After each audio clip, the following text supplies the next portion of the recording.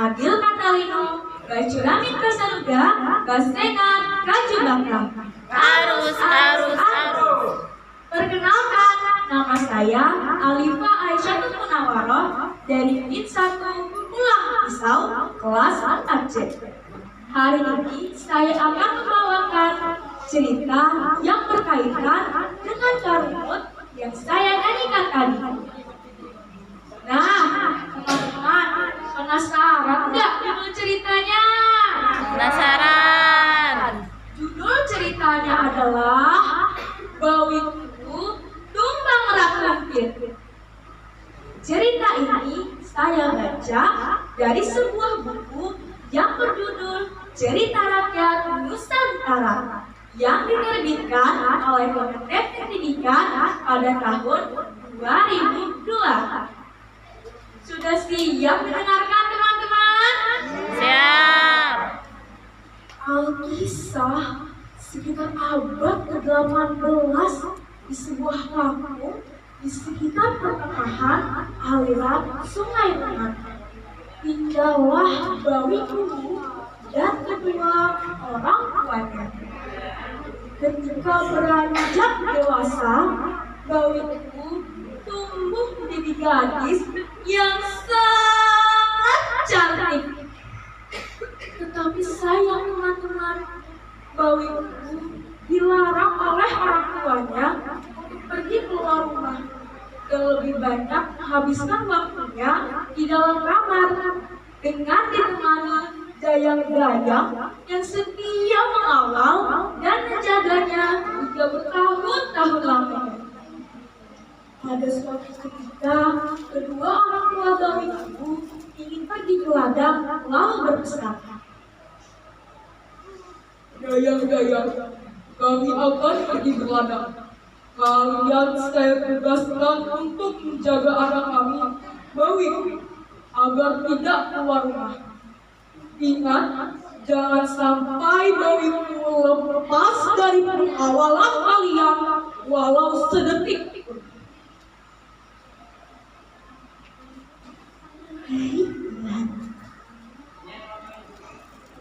Bawiku anakku, selama ayah dan ibu pergi, ayah yang kamu tetap berada di rumah dan melarangmu untuk pergi keluar rumah karena di luar banyak hal berbahaya yang bisa terjadi. Baik ayahanda, dan ibu akan selalu mengingatkan. Tidak lama setelah kedua orang tuanya itu pergi, tiba-tiba Bawiku merasa bosan dan merasa kepanasan, membuat Bawiku ingin pergi mandi di Sungai Rengat yang letaknya sih tidak jauh dari rumah mereka. Tentu saja para dayang yang mengawal Bawiku melarangnya untuk pergi keluar rumah, apalagi pergi sendiri ke sungai itu. Suasana hampir tidak terkendali. Tapi mereka berhasil mencegah keinginan Bawiku tersebut. Panas sekali dalam rumah. Aku ingin pergi mandi di Sungai Rengat. Pasti segar dan menyenangkan. Jangan Tuan Putri, ingatlah pesan kedua orang tuamu. Jangan keluar rumah Tuan Putri. Kalau Tuan Putri bersemangat, dia kami saja mengalirkan air ke Sungai Rengat untuk Tuan Putri. Lalu dayang-dayang itu mengambilkan air ke Sungai Rengat untuk memandikan Bawiku di dalam rumah. Tapi keinginan dari para dayang-dayang ditolaknya dan bersikeras untuk pergi sendiri ke sungai itu. Selang beberapa lama kemudian, rupanya kelakuan dari para dayang itu malah membuat Bawiku merasa semakin penasaran.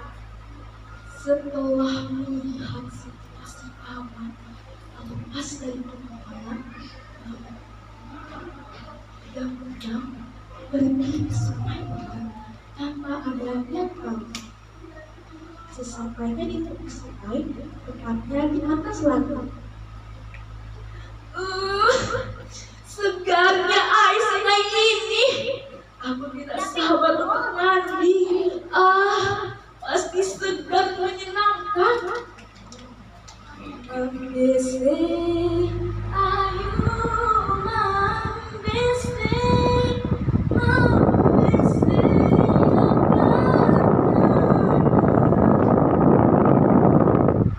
Tiba-tiba buaya besar muncul ke permukaan air dan menyambar tubuh bau itu. Lalu membawanya ke sarangnya yang berada di dasar sungai. Sementara itu, situasi di dalam rumah geger setelah para dayang menyadari bahwa bau itu tidak ada di dalam kamar. Kemarahan besar muncul dari kedua orang tua bau itu pada dayang-dayang karena telah lalai sehingga mereka tidak mengetahui kemana perginya anak kesayangan mereka itu. Dasar dayang tak berguna, apa yang akan kerjakan sampai anak kami bisa keluar rumah?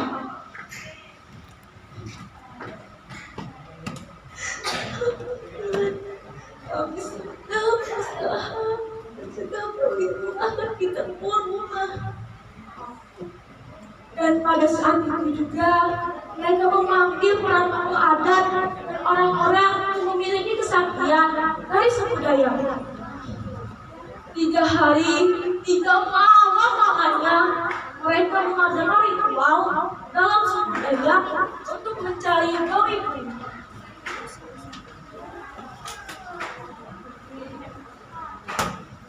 Bawiku, di mana kamu? Pulanglah.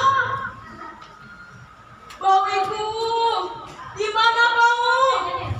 Pulanglah. Dan pada suatu malam, saudara laki-laki Bawiku bermimpi bertemu dengan Patahu atau orang gaib suku Dayak.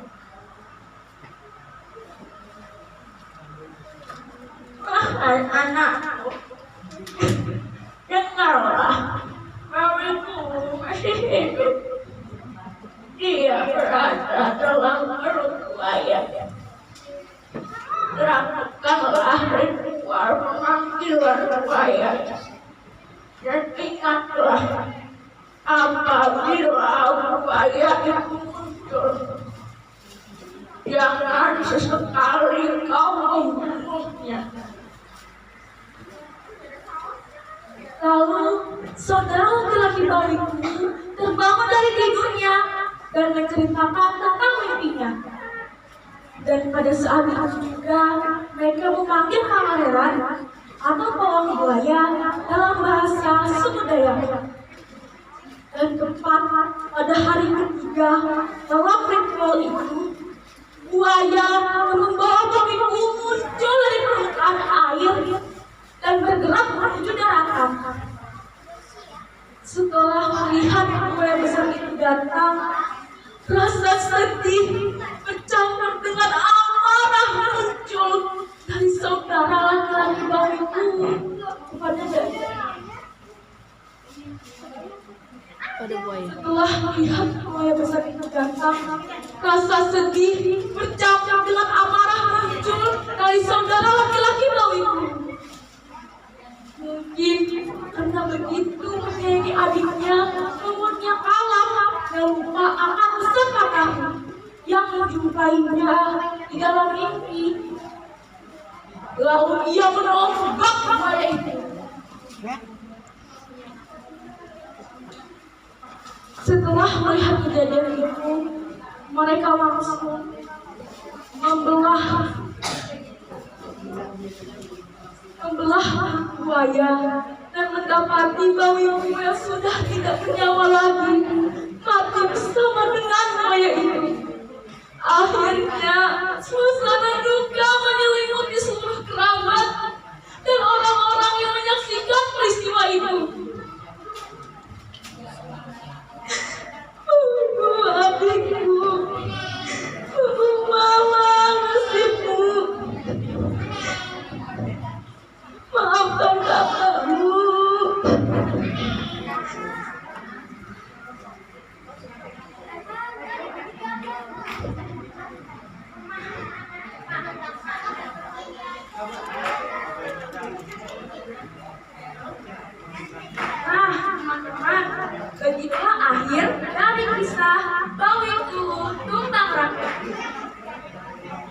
pesan moral atau sikap teladan yang bisa kita ambil dari cerita ini adalah pentingnya kita untuk mematuhi perintah orang tua dan jangan sekali-kali kita melakukannya. Karena bisa terjadi hal-hal yang berbahaya yang berujung petaka. Sekian dulu cerita dari saya. Wassalamualaikum warahmatullahi wabarakatuh. Sampai ketemu lain kali. Wassalamualaikum warahmatullahi wabarakatuh. Waalaikumsalam warahmatullahi wabarakatuh. Salam literasi.